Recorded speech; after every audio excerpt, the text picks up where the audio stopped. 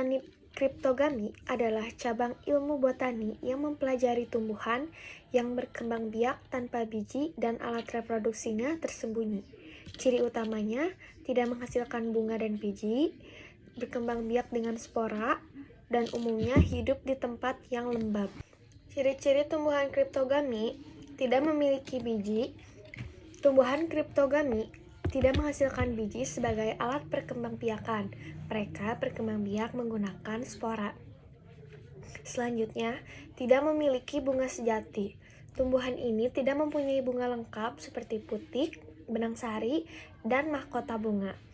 Berkembang biak dengan spora. Spora biasanya tersimpan dalam kotak spora atau sporangium dan akan tumbuh menjadi individu baru jika berada di lingkungan yang sesuai. Selanjutnya, mengalami metagenesis. Tumbuhan kriptogami mengalami pergiliran keturunan antara fase gametofit dan sporofit dalam siklus hidupnya. Selanjutnya, sebagian hidup di lingkungan lembab. Sebagian besar tumbuhan kriptogami tumbuh di tempat lembab, basah, dan teduh karena membutuhkan air untuk proses reproduksi. Dan yang terakhir, ada yang berpembuluh dan tidak berpembuluh. Lumut tidak memiliki pembuluh angkut, sedangkan tumbuhan paku sudah memiliki xilem dan phloem untuk mengangkut air dan zat makanan. Klasifikasi tumbuhan kriptogami. Yang pertama ada alga atau ganggang. Alga merupakan organisme yang memiliki klorofil sehingga dapat melakukan fotosintesis. Alga umumnya hidup di air tawar, air laut, atau tempat lembab. Tumbuhan alga masih sederhana dan belum memiliki akar, batang, serta daun sejati. Contohnya ada Spirogyra dan Ulva. Yang kedua, jamur atau fungi.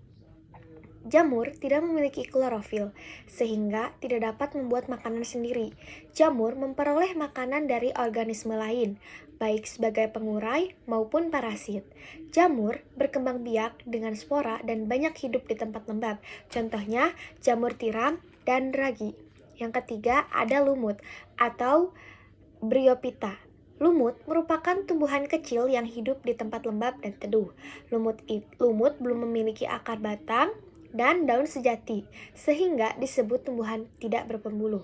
Perkembangbiakannya menggunakan spora, contohnya ada lumut daun dan lumut hati. Yang keempat, ada paku-pakuan atau Pteridophyta.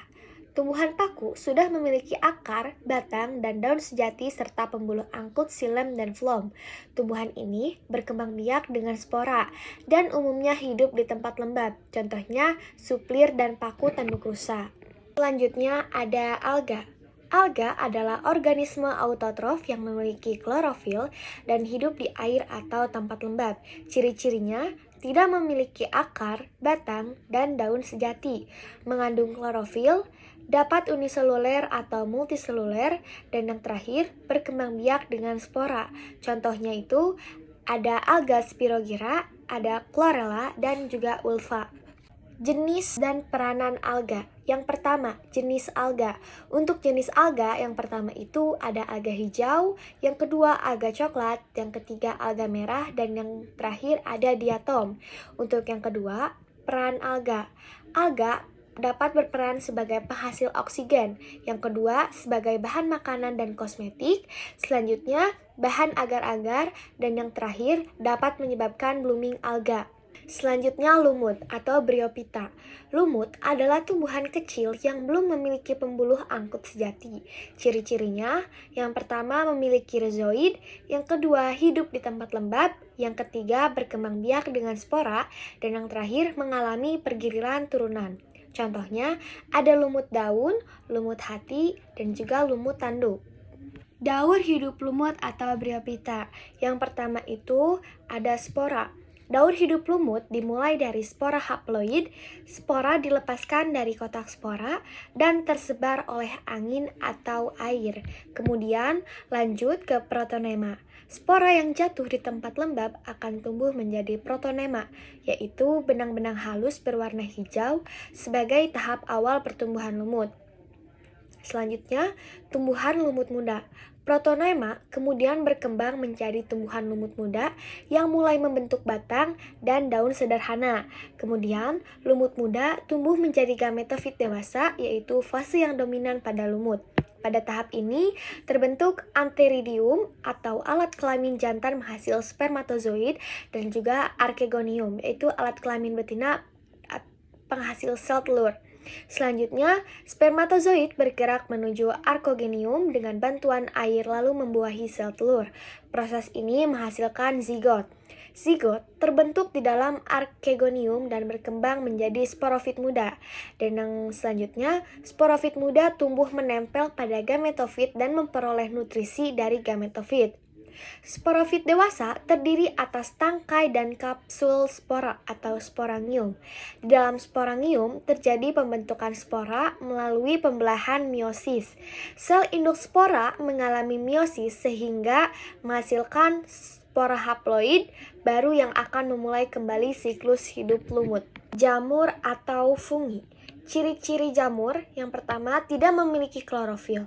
Jamur tidak dapat melakukan fotosintesis karena tidak mempunyai zat hijau daun atau klorofil. Yang kedua, bersifat heterotrof. Jamur memperoleh makanan dari organisme lain baik sebagai pengurai, parasit, maupun simbiosis, berkembang biak dengan spora. Jamur berkembang biak secara vegetatif maupun generatif menggunakan spora. Tubuh tersusun atas hifa. Hifa adalah benang-benang halus yang saling membentuk miselium sebagai tubuh jamur. Dan yang terakhir, hidup di tempat lembab. Jamur umumnya tumbuh di lingkungan yang basah, lembab, dan kaya bahan organik. Contoh jamurnya yang pertama ada Rhizopus.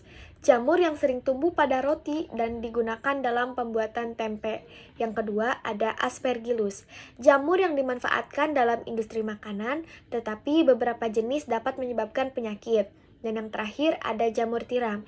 Jamur yang dapat dikonsumsi dan banyak dibudidayakan sebagai bahan makanan. Peranan tumbuhan paku. Manfaat tumbuhan paku yang pertama itu sebagai tanaman hias. Beberapa jenis tumbuhan paku dimanfaatkan sebagai tanaman hias karena memiliki bentuk daun yang indah dan unik seperti suplir dan paku tanduk rusa. Yang kedua, sayuran. Ada beberapa jenis paku yang dapat dikonsumsi sebagai sayuran. Misalnya, paku sayur yang banyak diolah menjadi makanan. Selanjutnya, obat tradisional. Tumbuhan paku tertentu digunakan sebagai bahan obat tradisional untuk membantu mengatasi beberapa penyakit. Ada penahan erosi.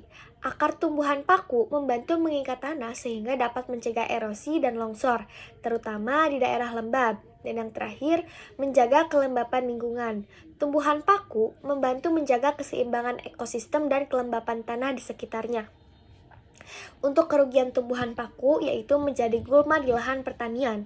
Beberapa jenis tumbuhan paku, tumbuhan liar dan dapat mengganggu pertumbuhan tanaman budidaya karena menyerap air dan unsur hara dari tanah.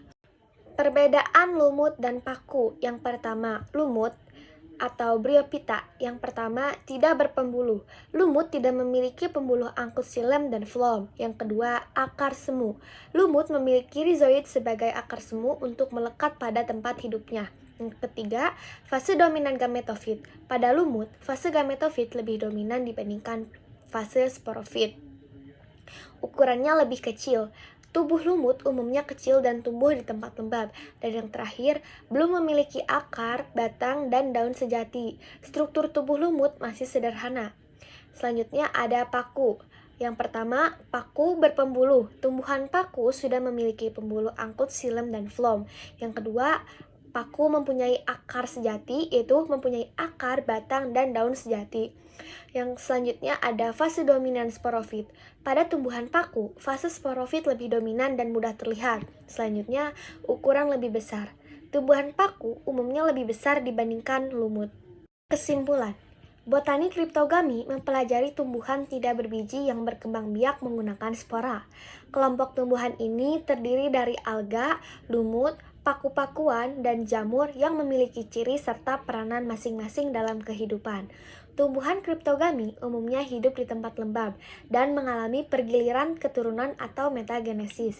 Selain berperan penting dalam menjaga keseimbangan lingkungan, beberapa jenis kriptogami juga dimanfaatkan sebagai bahan makanan, obat, pupuk, dan tanaman hias. Oleh karena itu, tumbuhan kriptogami memiliki manfaat besar bagi manusia maupun ekosistem.